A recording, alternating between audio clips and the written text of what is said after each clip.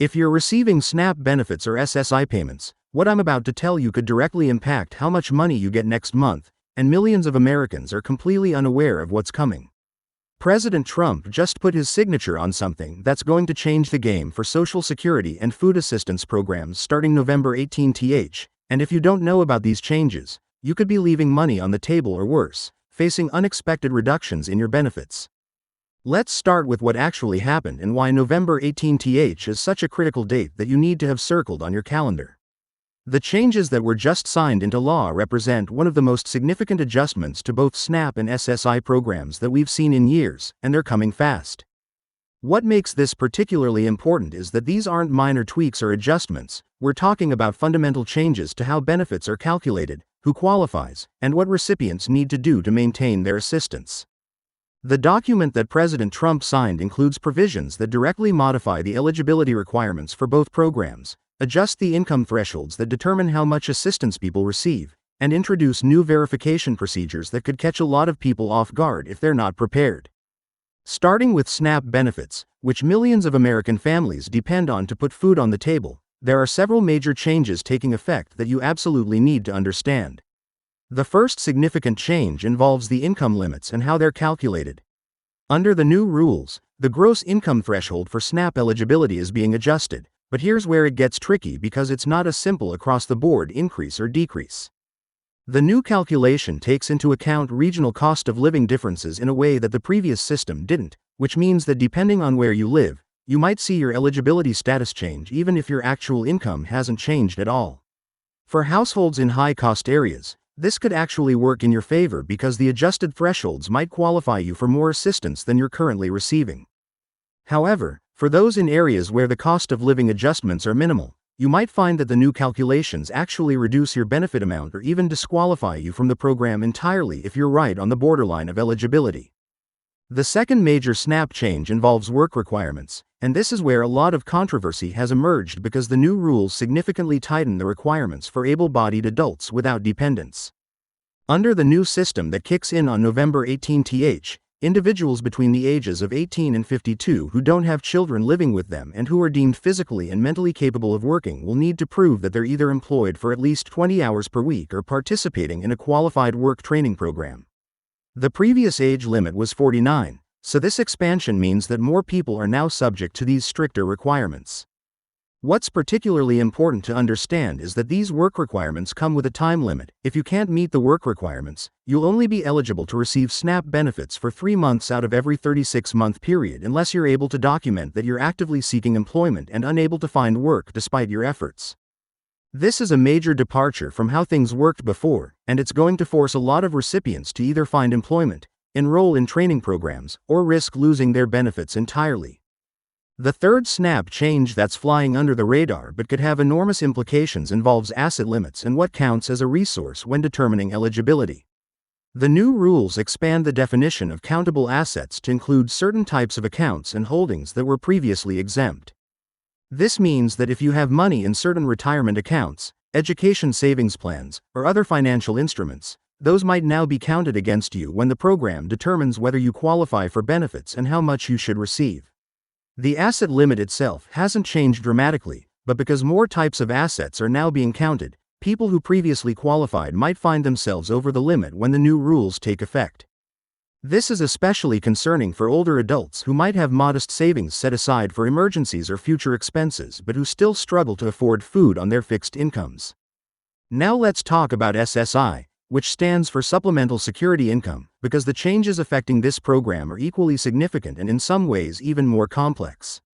SSI provides monthly payments to people who are disabled, blind, or age 65 and older and who have limited income and resources. The changes taking effect on November 18th fundamentally alter how the Social Security Administration calculates what counts as income and resources for the purpose of determining SSI eligibility and payment amounts. One of the biggest changes involves how the SSA treats in-kind support and maintenance, which is a fancy way of saying help that you receive from friends or family members in the form of free food or housing. Under the new rules, if you're living with someone who's helping you out by letting you stay in their home for free or at a reduced rate, or if someone is regularly providing you with meals, the value of that assistance is going to be calculated differently, and for many recipients, This is going to result in a reduction in their SSI payment amount because the agency will consider that you're receiving more support than they were previously accounting for. Another critical SSI change involves the resource limits, which are the maximum amount of assets you're allowed to have and still qualify for the program. For years, these limits have remained stagnant at $2,000 for an individual and $3,000 for a couple, but the new rules actually increase these limits for the first time in decades. Individual recipients can now have up to $3,500 in countable resources, and couples can have up to $5,250.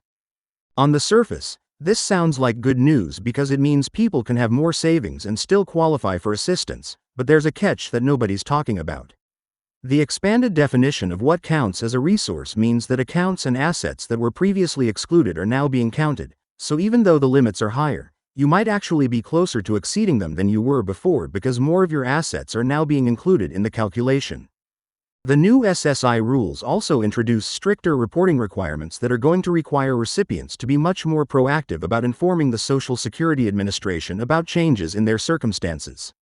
Under the previous system, you were supposed to report changes, but the enforcement was relatively lax and the penalties for late reporting were minimal. Starting November 18th, the new rules impose much more severe penalties for failing to report changes in your income, living situation, or resources in a timely manner. If you get a part-time job, if someone moves into or out of your household, if you receive a gift of money or property, if your rent increases or decreases, all of these things need to be reported to the SSA within 10 days of the change occurring. Failure to report these changes promptly can result in overpayments that you'll be required to pay back, and in some cases, it can even result in the suspension or termination of your benefits. The agency is implementing new automated systems to cross-reference recipient information with data from employers, financial institutions, and other government agencies, which means they're going to be much better at catching unreported changes than they were in the past. What makes these changes particularly challenging is that they're happening simultaneously across both programs, and for the millions of Americans who receive both SNAP and SSI, the combined impact could be substantial. If the changes to one program reduce your benefits, that reduction could potentially affect your eligibility or benefit amount in the other program, creating a cascading effect that leaves you significantly worse off than you were before. For example, if the new SSI rules result in a higher payment amount for you because of the increased resource limits, that additional SSI income could potentially push you over the income threshold for maximum SNAP benefits, resulting in a reduction in your food assistance even though your overall financial situation hasn't really improved. This is the kind of scenario that benefits counselors and advocacy groups are extremely concerned about because the interactions between these programs are complex and not always intuitive. So what do you need to do right now to protect yourself and make sure you're not caught off guard by these changes? First and foremost, if you're currently receiving either SNAP or SSI benefits, you need to gather all of your documentation related to your income, assets, living situation, and expenses. This includes bank statements, pay stubs if you're working, documentation of any other benefits you receive, rent or mortgage statements, utility bills, and any other financial records that show your complete financial picture. You're going to want to review this documentation carefully against the new eligibility criteria to determine whether you're likely to see any changes to your benefits when the new rules take effect. If you're anywhere close to the income or resource limits, you need to be especially careful because even small changes in how things are calculated could tip you over the edge into a lower benefit level or out of eligibility entirely. Second, you need to reach out to your local benefits office or a qualified benefits counselor to get a personalized assessment of how these changes are going to affect you specifically. The rules are complex and there are lots of exceptions and special circumstances that might apply to your situation. A benefits counselor can review your specific circumstances and help you understand exactly what's going to change for you and what steps you might need to take to maximize your benefits under the new rules. Many community organizations, legal aid societies, and senior centers offer free benefits counseling services, so you don't necessarily need to pay for this help. The key is to get this assessment done before November 18th so that you're not scrambling to figure things out after the changes have already taken effect. Third, if you're currently receiving benefits but haven't updated your information with the administering agencies recently, now is the time to do that. Make sure the Social Security Administration and your state SNAP office have your current address, phone number, and email address on file. Make sure they know about everyone who's living in your household and all sources of income you're receiving.